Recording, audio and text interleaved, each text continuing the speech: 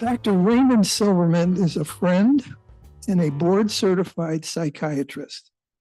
Dr. Ray has been in clinical practice for 50 years. He has also served as assistant director of adolescent psychiatry. Keep that point in mind because that's going to be relevant at Northeastern Memorial Hospital, and then director of psychiatric services and vice president of medical administration at Highland Park Hospital, and then North Shore University Hospitals. Dr. Ray is semi-retired from private practice, so we are grateful he makes time to do other worthwhile things like today's program. As you recall, Dr. Ray presented a most interesting talk on pronouns, and gender in February. We're going to have another conversation today. I'll get to do what I love, which is ask questions. And then you'll have an opportunity to ask your questions afterward. Honestly, when Dr. Ray and I have talked about this a little bit, we can get into 5, 6, he can get into 5 or 6, 7 hours, if not days, on this topic. So we only have an hour, and that includes your questions and answers, and Jill is taking them from Zoom. So you'll have that opportunity, but for now, let's please join me in giving Dr. Ray Silverman a very warm Tuesday welcome. Thank you. Am I okay? Is my sound okay? Does it sound okay? Okay, Jill is looking in the back. If you can hear us, we're good. Okay, great. All right, let me go to my notes. Sure. When you're talking to a psychiatrist, you better be careful what you say. Okay, your topic is how social media is influencing Americans. When you and I have talked, you told me the view that you view the internet not in pure good and bad terms, but rather under what conditions might it be good or bad. So on the screen, I've put your words. I'm going to read it. See if you have anything quick that you want to say. Digital media is a double-edged sword. I feel it's a little bit like oxygen. It's all around us, and in the proper percentage, it's vital and sustains life. But too much of it, and it's dangerous, and it can be deadly. Yes, we all know that, too much oxygen on a fire can cause the fire to get greater and greater, and we don't like that. Too much oxygen can extinguish life. And I think, I wanted to use the term digital media because I wanted to go back to kind of what was before digital media. And many of you might remember this is called print media. And that includes books, newspapers, magazines that most of us consumed for the majority of our life. The circulation of this, the profit margin of these have all gone down. Advertisers don't turn to it anymore. So digital media is the broad range of thinking about every way in which we are now communicating with each other since the onset of basically the internet and of devices, starting with Apple computers for the home, and then moving on to something that would be very familiar to you, which is some form of this or an iPad or anything else. So these are the supports for digital media. Now, there's two kinds, Ron, of digital media. There's kind of a media that involves a fixed, static situation. If I go to MSNBC or if I go to Fox News, I am going to get a fixed feed of information. If I go to NBC, it'll be a fixed feed. I don't have any opportunity to interact with that. I'm a bit addicted to it because of current events, and I keep updating my information to find out what's going on in this part of the world or that part of the world. So there's a little bit of a compulsion that even go around with fixed or static media. But you kind of up the ante with social media. And so I don't know whether I'm going to get you out of order, but in terms of social media, I'm generally referring to the original social media, which is Facebook. And from that, we have a wide range of other social media applications. The names will include such things as TikTok, it'll include Instagram, WhatsApp, Snapchat, Reddit, Quora. There's a variety, and they all have a bit of a different kind of aspect to how they operate or who they're appealing to. So when we talk about social media, we've got to be careful because we get into a situation where social media can clearly have some benefits, which we'll talk about, But clearly, the more I got involved in this subject, the more anxious I got over the personal impact of this kind of interaction with the internet, and then the larger societal impact. And I think Ron and I will talk about it. Let me see if I can drill down a little bit more on this. Yeah, you showed me the newspaper.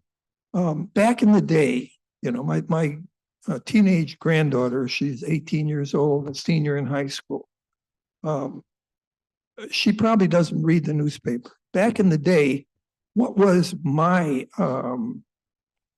equivalent of social media? Okay. Was it the radio? Was it the encyclopedia? No, we didn't have anything like that. Can you? Yeah, if you think about it, yeah, when you listen to the radio and got the news, when you listened to Walter Cronkite on television, you were engaged in a static exchange of information. He was giving you the information, you were getting it. In those days, most of us were getting 3 major channels, a few miscellaneous channels, and we were getting a common narrative. Today, we have a dispersed opportunity to get information. And I guess you could say there's an you get a wide range of information, but we'll talk a little more about what the disadvantages are too. But when you talk about social media, I go back to card games, bowling, other social interactions. This was done with people. People, yes, because in the purest form, Facebook is a people phenomenon. I am connecting with other people. Twitter is a people forum. And that, if you look at the data, is where the most interactions are occurring between a lot, predominantly teenagers and young people up to 40. And I don't know what, I think we have a slide that might let's show move us into that. Okay. Jill, if you would, slide number 2. And the question would be, how widespread is social media today? What groups use it the most? And maybe while she's doing this, let's see if we can have a show of hands here. How many here personally use social media? You, not just the internet. Facebook. I would say that Facebook, I'm looking Twitter. at maybe less than 1/4 of an audience of more than 100. Now, answer this question. How many of you know your grandkids or your children are using social media? Raise your hand. Virtually everyone has raised their hand, and I'm sure the same is true on Zoom. Yeah, I would bet against 192% of all of our grandchildren Okay. are on social media. And you have to wonder about the other 8% because it's so powerful in terms of the interpersonal connections that come about through this. You want to refer to that? Now, referring to this chart, though, this is not just use. I wanted to show this chart because this is as a source of news. So when I get up in the morning, I have this as a source of news, or I can turn to CNN, or I can turn to NBC. That's a source of news. If you look at the top bar, that is Generation Z. That's born 1997 to 2012. They're currently, somewhere between 15 and 25, 24 years old. 50% of them are getting all of their information daily. The next 20% are a few times a week, and then the next are 1%. So you're talking about up to 70 or 80% of kids getting all news off of social media. So what does that mean? When I talked to my granddaughter and she said, I asked her what's going on. She says, well, I saw on YouTube that this is happening in Israel. I saw on Facebook that this is happening somewhere else. I saw that this is happening in Congress. Now, she's getting some information, but she's getting it in a highly selective way. And that's what we'll try to get into. Move down to the millennial generation. That's 1981 to 96. And that's about 45% are getting news. I'm not talking about this. Yesterday, I posted a picture for my cousins and my family. I posted a picture of my uncle's 50th graduation from medical school in 1926. That's a early form of social media. It's an old people's form of social media because nobody's going to be interested in that anymore. But I wasn't interested in exchanging ideas about current events. I was only interested in taking something I held on to and could share it. And there's a very positive aspect to social media about being able to do that. But the children who are doing this, the youth who are doing this, are getting their actual news feed from social media. So it's that. We had a second slide that you want to Yeah. put up there, the Sure. kids on social media, because that focuses on that. Yeah, this is part of the scary, Slide 3, and I think this is part of the scary part of this. If you start from the far left, I think for you, 25%. data says that 25% of kids below age 5 have some access to social media. Now, to me, I'm not sure whether that's the mom putting on YouTube or whether the kid actually has a YouTube or an Instagram. Let me pop in and just underscore that, Mhm. because I saw a clip of a Mhm. news piece where there was a young kid, Mhm. infant, 3 years old, couldn't walk maybe, and was looking at a page and was touching the page. Was a newspaper or a magazine page, Right. wanting the interactive thing to happen, Yes. because obviously this child had been using Yeah. The internet. Yeah, you're talking about this. Was trying to You poke the newspaper, the newsprint. Yeah. But please continue. Yeah, we also have grandchildren. As early as 2 or 3, they were able to do this to get images up on the screen. Usually it was within. But I'm looking at 80% at 12. By age 12, 80%. By age 14, we're up to about 91%. And we'll get into some solutions, but that's one of the serious problems now, because if I go to this device and I open my Facebook page, I would like you to imagine that I am hooking my brain up to a combination of artificial intelligence and supercomputers. And although you see no wires, that Facebook page is able to pick up all of my activity on the internet and selectively bring up for me what I have shown the most interest in. And this has become the power, of the social media. I'm using Facebook as an example, but please think about Twitter, think about Snapchat, Instagram, TikTok. All of them have the same operational value, which is they benefit from our attention. We are the product. So all of these persuaders Right. are trying to persuade us in different ways. You're an old school persuader, so you Well, kind of know absolutely. what I'm talking about. Marketing. Right. So yeah, I mean, but think about awards that would have these supercomputers that could track every purchase, not just from awards, but from all the department stores, Okay. and figure out. I mean, I just as an example, I couldn't figure out how to. We needed to clean our Keurig Keurig coffee machine. So I go to YouTube. I got how to clean Keurig, and indeed, it's brilliant. I mean, I pick up a 5-minute little video. It shows me what the powder dump in, do this, that. I'm doing fine. Now, 12 hours later, I've got 3 ads for coffee machines. Right.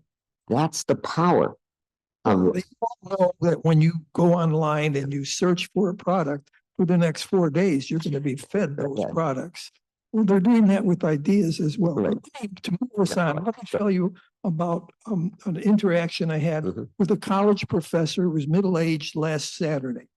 And I asked him the question, how do you, professor, use the media, and how did you, when you mentioned that you have a 19-year-old versus your 19-year-old?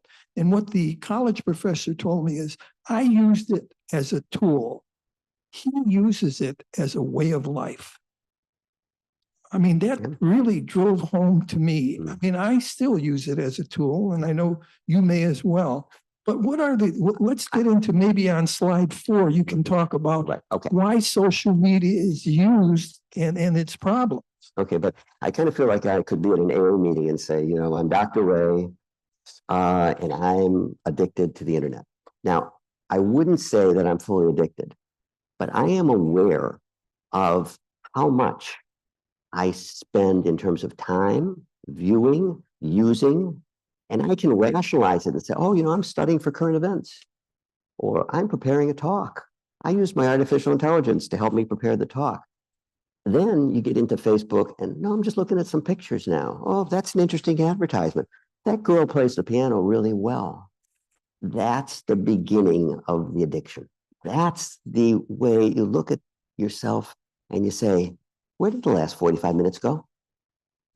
Maybe So is it a tool or is it a lifestyle? it can be both, depending on awareness and your self-observation. Do you want to talk to And your yes. slide? Okay, so here, in terms of these are the psychological factors that can be associated with social media use. And I think it's important for us to know personally, and then to be able to, with our children or grandchildren, have some conversations about it. But bottom line is that we just want to talk about a few basic issues that when, and I'm going to focus a lot on children because I think they're hyper vulnerable to this. When we study children and preteens, we're getting into brain development that we know nothing about in terms of its impact. We get into psychological issues. So for adults and for children, social comparisons on these social medias are very powerful. My 12-year-old granddaughter, we were talking about my talk, and I asked her, well, what do you think is worse? And she said, well, Instagram's much worse than TikTok. I said, well, why is that? She says, because when I see Instagram, I see other girls who are showing me how they look, and they all think they're so pretty, and they want to be prettier and prettier or thinner and thinner. This is age 12, and she's talking about this experience. And then the link to it with advertising is find the girls who are looking at body images of other girls. The advertisers will then be targeting them for nutritional products, which are also, quote, weight loss products. And listening to another podcast, I heard about there's certain dietary teas that are now popular among the 12 to 15-year-old group so that they can be aware of their body image being. So that's social comparison. We also have who's invited to what parties. And in groups of middle schoolers, you know, your kids are on these things talking about who's invited and who's excluded. You have fear of missing out. So if I'm not on Facebook and if I'm not on Instagram, I'm going to be excluded from my social network of friends. And it's most powerful in terms of self-esteem and validation, you know, as I talked about. And cyberbullying is a big, big issue. When we were in school, you could be picked on by a couple kids in class. Well, now you can be easily picked on by the whole school just because somebody has targeted you. And that's when you read these tragic stories about teens and preteens being isolated and bullied. Let me ask you a question about the cyberbullying. Yeah. We always would have a-holes, okay? Could fill in the word in grammar school. They were isolated, Yeah. but now can they gather more easily and become a group? And can that group then expand the harm they do by saying, I just click on this and I can get another 100 and maybe 1,000 or maybe 10,000 people to show Sally how much she is hated. Yes. Okay, I think on the cyberbullying thing, at school levels, it's probably within a smaller social group. However, we're getting into the adult issues now, where if Ron Montagna goes on the social media and says something that some extreme group takes objection to, then they have the ability to rally the troops to expose him, shame him, humiliate him, potentially get his employer to identify that he's now this celebrity in a negative way that said so-and-so. And at the extremes, the employer can call him in and say, Ron, you know, you're causing us trouble here. And if I wasn't the perfect person as I am, to ask my wife about that, I could have feelings of, you know, they're probably right. And now I start thinking about this and saying, they have seen me. I don't really know myself. I'm not sure I like myself.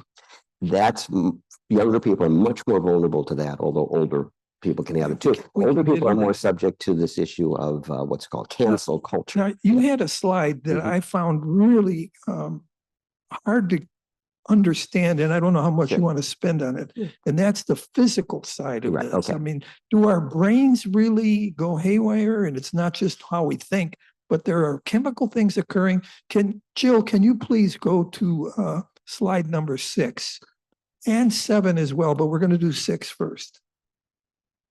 You want to talk to this? Yeah. When you say physical things, the brain is a physical organ in our body.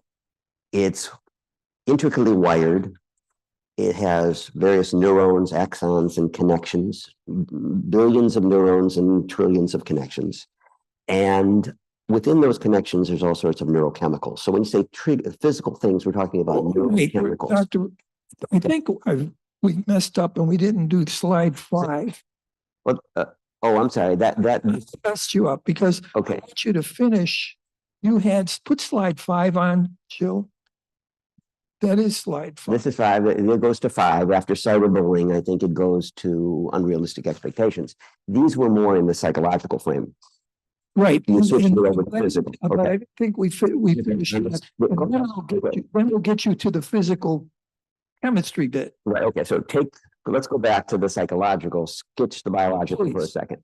The other issues that we kind of see emerging with the use of social media or internet itself is the issue of unrealistic expectations, especially by young people. How should I look? We all grew up with Look, Life, maybe Cosmopolitan, those kind of magazines. Movies. Remember the movie star magazines? They were always these beautiful people. But you know what? That was one magazine and one kid. It was a magazine going to a few thousand kids. Not everybody paid attention. Social media currently has over 3 billion users worldwide, 330 million users in the United States. That's adults and children. So it's not your old-fashioned Cosmopolitan magazine, which probably had a circulation of a couple 100,000. So unrealistic expectations about body image, about relationships, about what makes successful people are all embedded in our brains, but our brains are kind of solidified. So if we started using the internet at age 50 or 55, it's different than starting to use social media at age 10 or 12. Then you move on to addiction and dependency. And this gets back to the I'm Ray and I'm an internet addict. Because this can emerge very slowly, but it's still very powerful. And so, if I started smoking cigarettes when I was 8, I'm going to be much more powerfully addicted. My brain's going to be changed by the nicotine. It's going to have an effect on me that's different than if I started smoking at age 25. So we don't know what the brain affects. We know about addiction. And I don't want to over exaggerate it, but it is powerful. And that, it isn't powerful in the sense that you will get the biological withdrawal that you could get from being addicted to nicotine or alcohol or painkillers. But it's powerful in terms of the sense of withdrawal or agitation or fear of missing out. Those are all pulling you back into using the devices more. And these are not just for teens and kids. No, this is for everybody. This is everyone. This is for everybody. I mean, if you those of us. Well, I don't know how many. If you not social media, but can you go? How many hours can you go without knowing what's on the news? I don't know. Is it a frequent? I find myself checking a lot. There's a word called doom scrolling. I'm kind of scrolling to see, well, what's the next terrible thing that's happened in the world that I'm going to get agitated about? And there's an emotional arousal from that agitation, which on one hand is negative, but it pulls me back into, I don't want to miss out. I mean, Ron's going to have a current events on Thursday. I want to know what's going on in the world because, so it feeds on itself, right? Anything and the last is sleep disturbance, because especially with young people, even with older, the use of these devices prior to going to sleep disrupts sleep, or not getting off of it and staying up 10, 11, or 12 o'clock, doing more stuff is causing more sleep disturbance. Now we can get to that slide that we want, right? The number 6. Yeah, number 6. So that starts with dopamine release. And dopamine is one of the neurochemicals in the brain. It's a unique chemical because it bounces up and it bounces down. And if you've ever sat at a gambling machine, a slot machine. Number 6, Jill. If you ever sat a slot machine, why do people keep staying? They keep staying not because they're always winning, but because of that feeling of getting the 3 little whatever it is, or the 4 little things, and the money coming out and the ringing, it pulls you in. Say, oh, it's only another nickel. Put it in again, and put it in again, and put it in again. Well, we're talking about social media being the slot machine. In that, I post the article about my uncle, and you know what? Then I get some likes. Oh, that feels good. I get some likes, but I got to go back and check. But then I get some comments. My cousin says to me, oh, that was great. I didn't know that. Thanks for sharing. it's all kind of reinforcing my going back to look. Well, I mean, I can look now. You know, I can I can find out what did my cousins say most recently about this article. It pulls you in and that's the Last dopamine night, aspect. my wife and I watched Lost in America again, the Mhm. Albert Brooks Yeah. movie, where his wife has their nest egg, Mhm. $200,000, and she's in Las Vegas. Mhm. Number 22, number 22, number 22. So are you saying that really something could really happen chemical wise in your brain? It's not just an attitude. It's not an attitude, it's a release of neurochemicals that are associated with pleasure. And we're always seeking pleasure. We're like the rat cooking the thing to get the pellet every once in a while. And the social media is the pellet that rewards us. And I want to just make a comment. This was not always the case with social media. Social media started about 2000, 2001, 2. In 2009 or so, they did something, they put in the likes and they put in the shares. And that's going to be a critical issue in the acceleration of some other problems that you're going to see later on in the talk. So be aware that sharing, liking, and retweeting and sharing are pulling in more and more people to this phenomenon of being pulled into what did so-and-so say? I've got to check again. What's that next YouTube going to show me? The other problem is there's in a magazine, you go through pages 1 to 40 and you're done.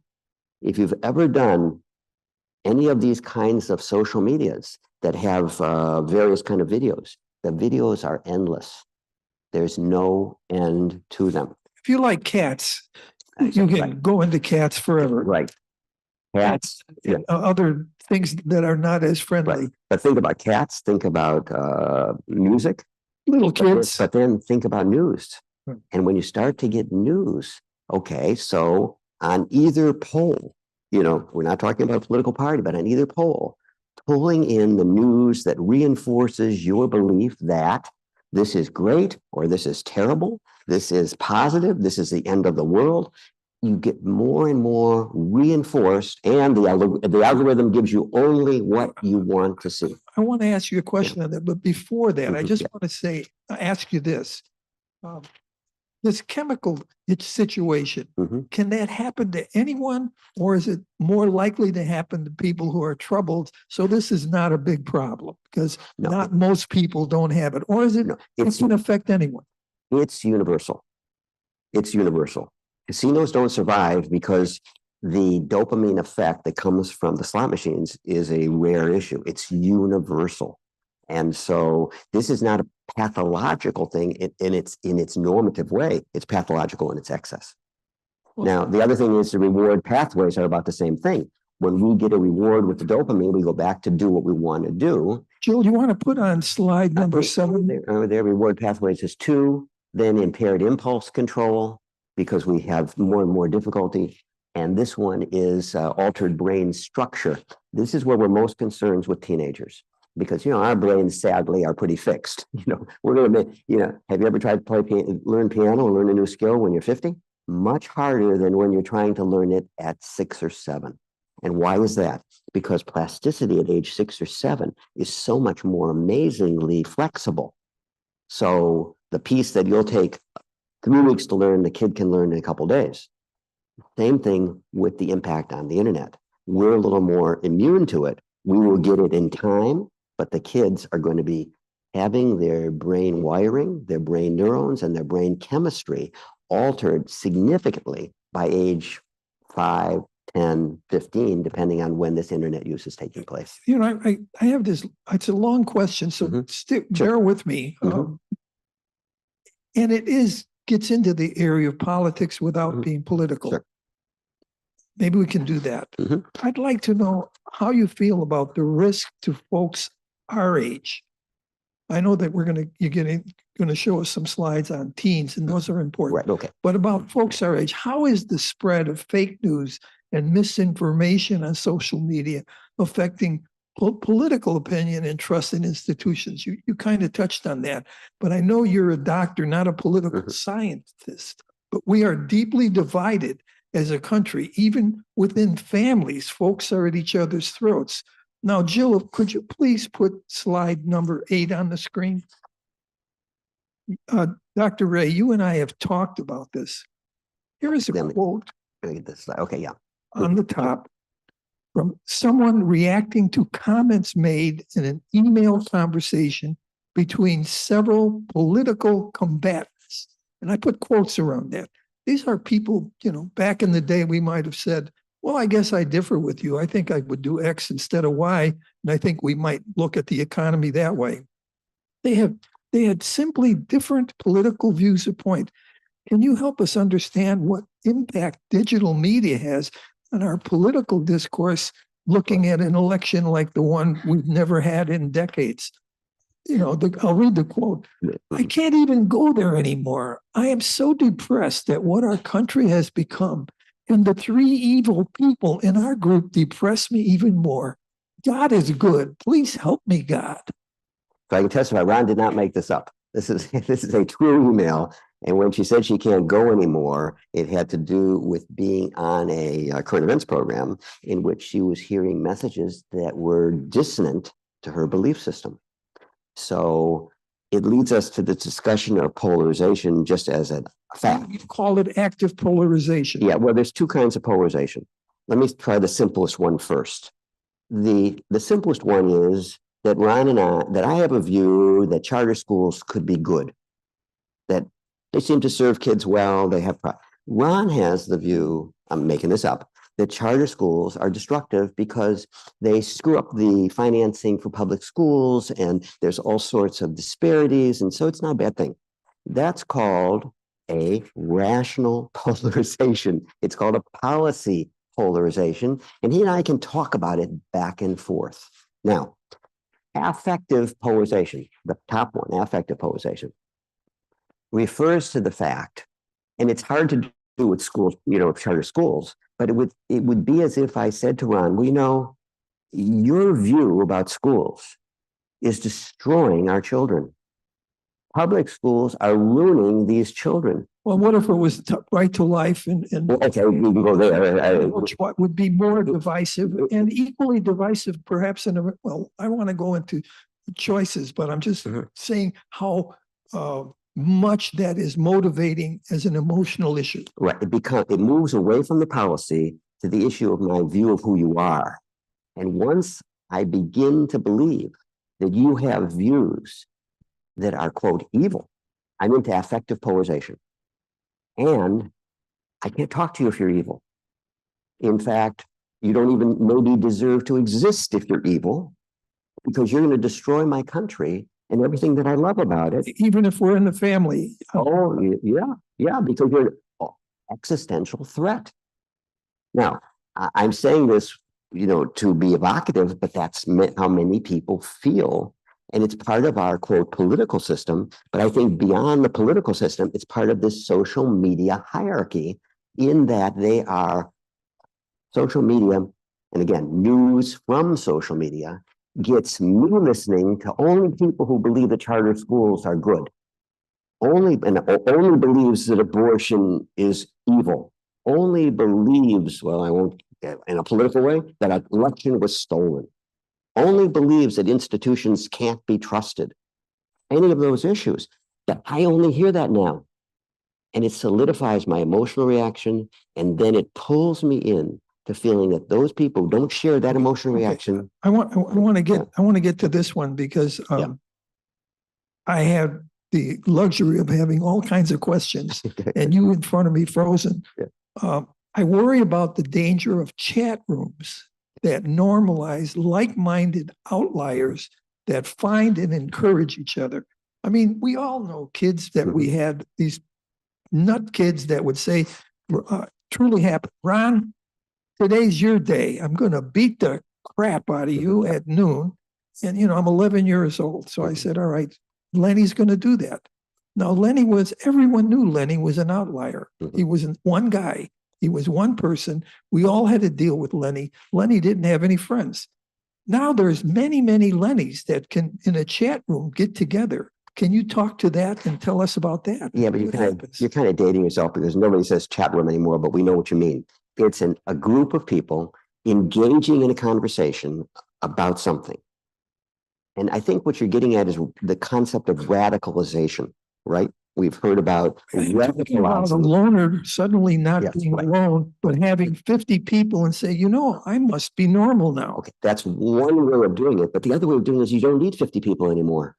You just need the appropriate social media feeds to Reinforcement. feed you videos that talk about this, talk about that, talk about this. Now, there are actual cases of mass murderers who have had no contact with a human being, but have watched video after video after video on social media to come to the idea that a pizza parlor is an operational front for child molesters and are mobilized to take a gun and go after that. There was a mass murder, I think, in a gay club based only on the radicalization that came. He didn't need other people because it was the power of the video.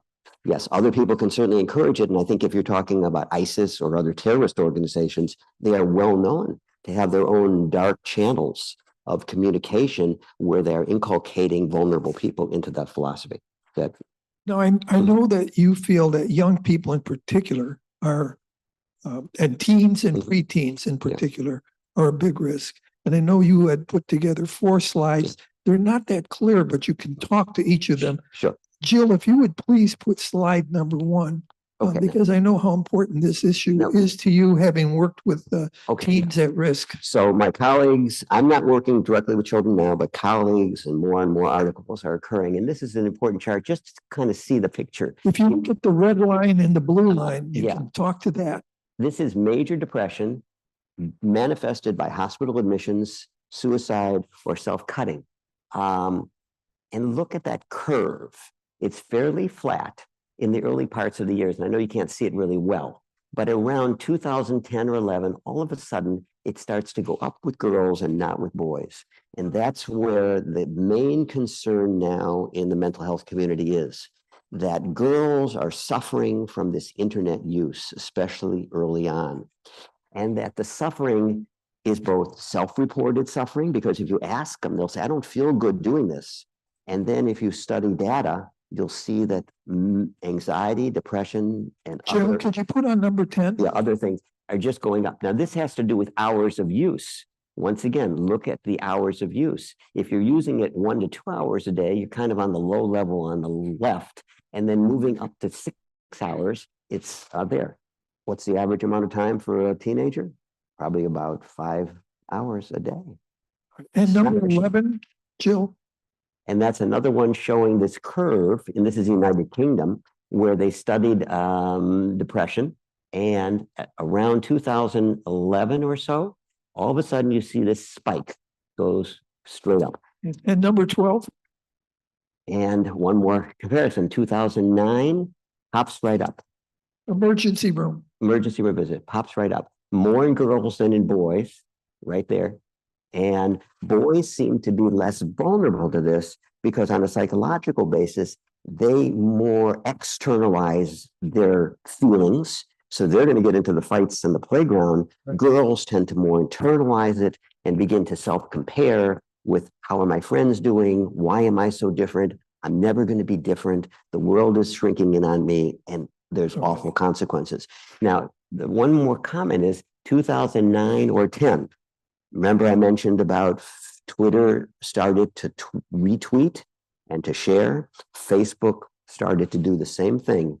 And there's a power of these retweeting, both on a political and on a personal level, that has taken a magnitude that many people associate with this elevation of this generation in about 2010 or 11. Because this Gen Z became 12 or 13 in that period of time. And that's who they're trying. That's where they're tracking. Now, we've mentioned that we could probably take 11 hours with this, Correct. but in the time we have remaining, and also time to allow questions and answers. Yeah, you pick up on I want to ask, we've talked a lot about problems. Mhm. What positive steps can we take? And I know you put a slide together on this, number 13. Mhm. What can we do to help our adult children, our grandkids, and ourselves? Ways of critical thinking is what you were wanting to Okay, good. get into. Yeah, let me just summarize what I think can be done. I think on a legislative basis, there's going to have to be some legislation to impact on our protection of children. And I think you've already seen, I think there are 25 or so states now engaged in a suit against Facebook. It'll be very interesting to follow that. It's an important suit because what they're claiming is what we're talking about, that these algorithms are dangerous for children, that Facebook has a commercial motive, and I'm talking about Facebook, but there's also Twitter and TikTok, and they all have commercial motives to make profits. They need to get these children addicted young to this process. And hopefully this suit will lead to some legislation which imposes certain regulations. One of the regulations is don't let any kid go on social media before the age of 14. You get the girls through puberty. And once you get them through puberty, you seem to lower down the problems. That's number one. Number two is, as adults, we need to ourselves and for our children and grandchildren, help look at this issue of critical analysis, of critical thinking. And I think that's, hopefully we'll end with that idea that we have a power to critically think if we understand it and we use it effectively. Now, why do I want you to critically think? We used to go in, if you think about the internet, if you think about social media, and you think about a library, if I go into a library, I find books, and all those books have been looked at by a librarian, evaluated by some publishers. They may not all be accurate. There may be a few nonsensical things but basically you trust the library. You go into the internet, picture a library in which there are just hundreds of thousands of pages floating around, and each page has a different little bit of content. And you don't know how to evaluate the content because there's no editorial. There's no management. It could be created by artificial intelligence. I can create on artificial intelligence fake material that looks absolutely new. I can be a propagandist who wants to spread disinformation all over the internet. It's all over there. So these few things, consider the source. Check sources carefully. Understand that there are many, many non-substantiated sources. Check the author. Who is this a real person? Number one. Does he have an agenda that you want to understand better? At least you can understand the material on the basis of the agenda. Check the date. I saw something about, something came out last week. I looked at the original date. It was 2013. It was using material from 10 years ago to point out a substance now. Look at videos. You'll see a video that is, if you look carefully at the date, it's not related to anything that's being talked about now, but being pulled in to substantiate or pretend that something is substantiated. Check your biases. This is our own information, our awareness of what am I bringing into this situation that may affect my thinking about it one way or another. Read beyond, that means go beyond that page, read collaborating sources. What are the supporting sources? And then sometimes is it just a joke that somehow is filtering through on the social media, but people are taking it seriously, but it's really a parody or a satire. And lastly, ask experts. Find people who you can really talk to and consider issues from a variety of standpoints. And we got to get away from black and white thinking. We got to talk about nuanced thinking. That if you really believe that public schools are best, you might have some positive reasons that I should understand, even if I'm in favor of charter schools. And I'll make a point, having led several discussion groups on current events here at the center and elsewhere for more than a decade. I'm finding that the media, the internet, is allowing us to choose our own news, to make our own news and make it be the truth. And it's on both sides, that I can pick just everything that pleases me. And I can say, wow, I'm so right. Look at it, keeps feeding me all these answers. When I ask this question, they're telling me that I'm wonderful. If I don't listen to my wife on this and get humble, I can believe all of that. So I guess I'm urging my participants, whatever side they're on or no side, to just broaden their choices, especially on news, and to not just be wed to one group that's going to talk to you only one way, because that would be like having a physician, not a psychiatrist, but a medical doctor that says, you've had 20 tests. Let me tell you all the good news about what happened with the 4 tests that are perfect. I think you know, is there any last comment you want to make before we turn it over? It's a little after 1/4 after, and I do want to open it up to Q&A. Yeah, again, I think that there are opportunity without digital media. Put the last slide up, Yeah. Jill. Without the digital media, we kind of not be at the ability to do a lot of the things. I mean, when I was in medical school, the searches for information would go on for hours because you had only written material. The ability to search, the ability to get information, the ability to connect with people. Minority groups are able to connect, people, families are able to connect, Zoom calls are able to keep people connected. It is good to interpersonally interact, but the internet has been fabulous as far as people getting connected. But the downside is, remember, if you're not paying for the product, you are the product. We are the product in this social media world. They're pulling us in. They're feeding us material. They want us to do things, and we have to take a step back and ask, is that really what's best for me under these circumstances? So these two cartoons seem to, illustrate, some of the popular phenomenon that are going around. Do you mind if I strap your phone to my forehead so I can pretend you're looking at me when I talk? And then the one on the bottom, most of the new arrivals seem incapable of conversation. They just stare at their hands in despair.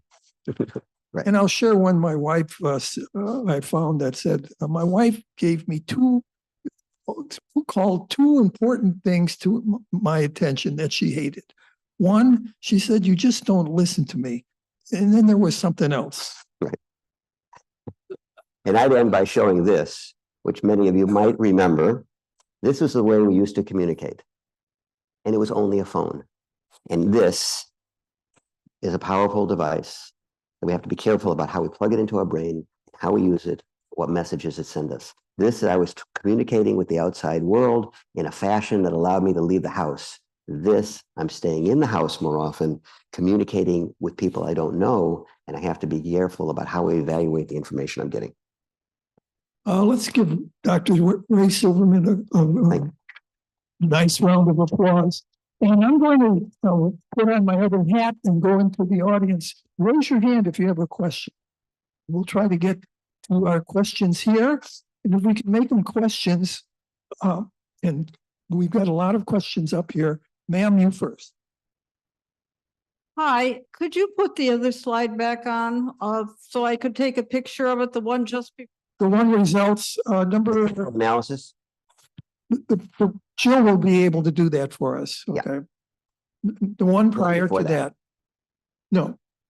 One more. Number 13, Jill. Yeah, critical. Okay, well, there we go. There it is. That one. Okay, we'll get some more.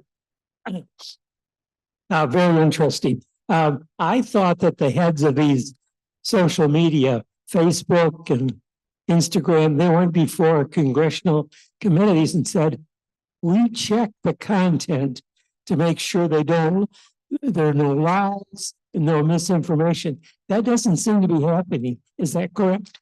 Number one, they say they do, but they can't. They capture very little of hate or misinformation. I think we get confused. There's two kinds of moderation of social media. One is content moderation. That's probably, most experts feel that's not going to be that useful.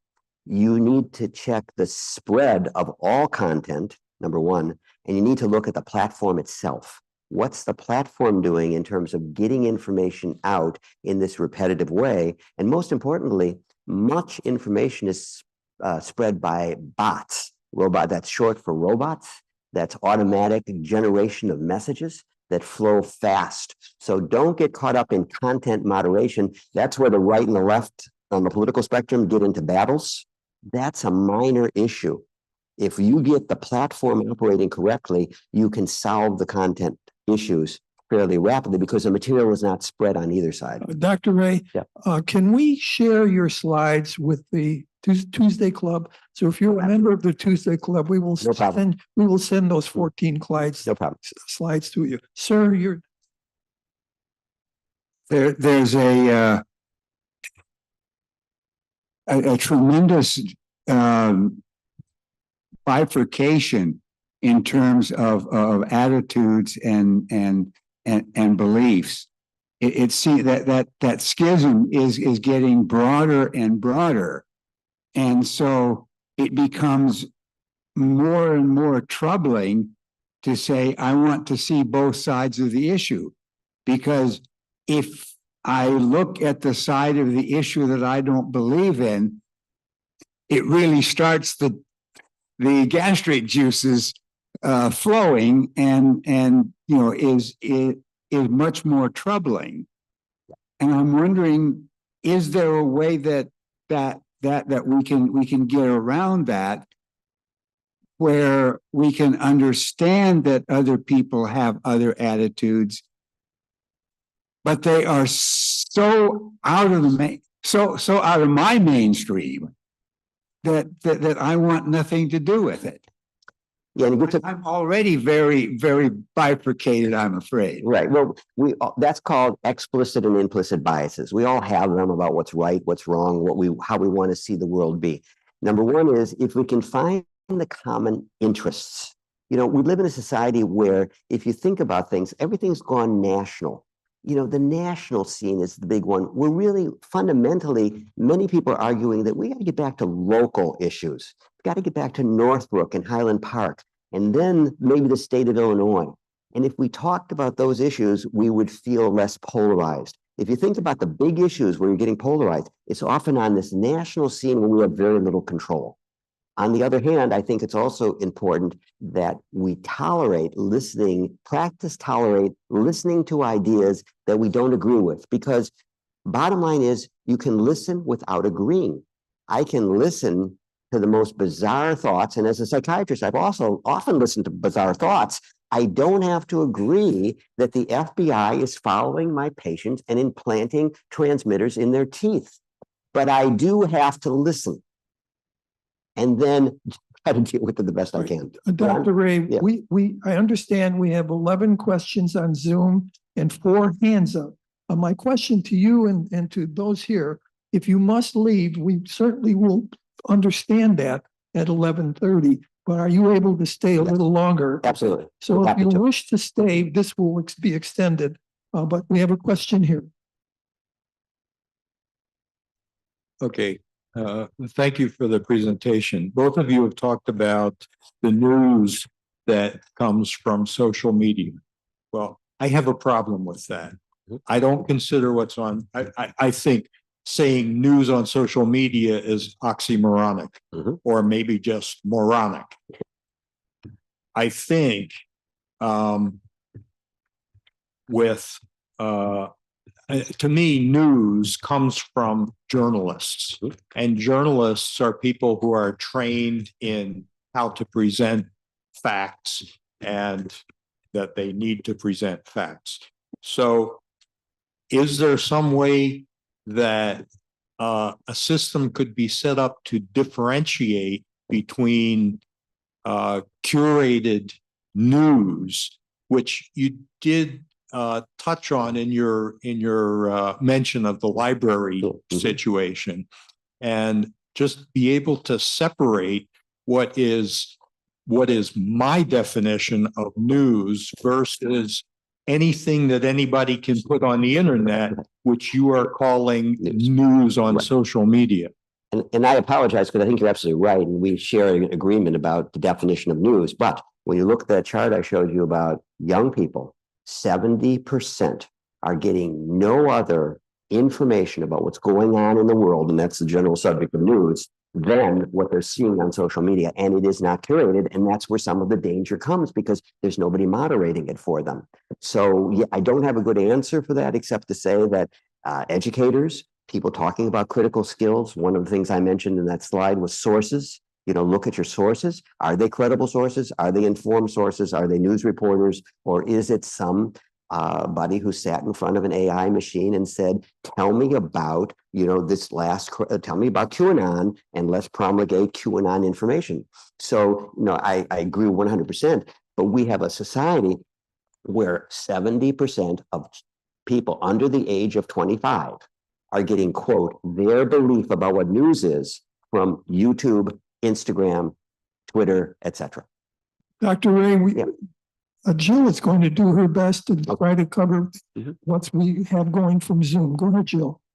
Hi, everyone. So I'm going to invite Leonard Goldstein, who has his hand up, to unmute and ask his question. Thanks, Thank you. Oh, thank you. Good morning. And Ray, great talk. And Ron, terrific questions as well. I have two questions that I put in chat. And the first one is very simply, we know TikTok is a social media form from China. Question one is, do you think our government should outlaw TikTok here in the United States? That's question one. Question two is, with the growth of artificial intelligence, I am really afraid that social media, more so than our normal media, sources of media, can be tremendously influenced by artificial intelligence. And to conclude that, Mike, I ask you, do you agree with that as well? Thank you. Yeah, hi, Lenny. Thanks for the questions. Two things. Number one is TikTok presents some very specific, quote, challenges, unquote, because of its ownership by China. I think most people feel that if you sign up for TikTok, which I have not, you are providing data to the Chinese government, and that is potentially dangerous. In the current state of affairs, I'm not a libertarian, but I'd say, look, if an adult is knowledgeable and has to make that decision, they can make the decision to go on there.